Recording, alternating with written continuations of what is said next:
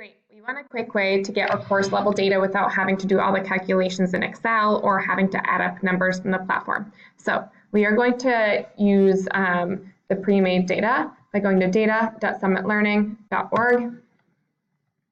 This is a website worth saving. Once you're here, find course level data for GLT, click on course grades.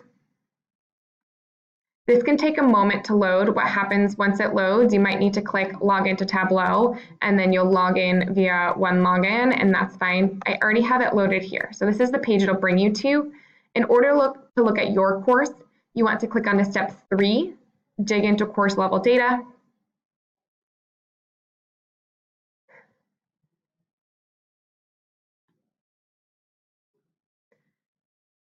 My view has all the Summit Learning schools. So I need to bring it to Summit Public Schools. Then I need to narrow down the school focus to just TAM.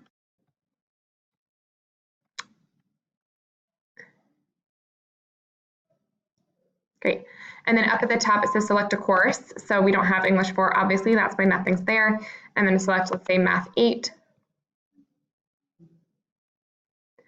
And then I have all of my data, the percent of overdue projects, not passing concept scores, not passing power focus areas, and incomplete grade.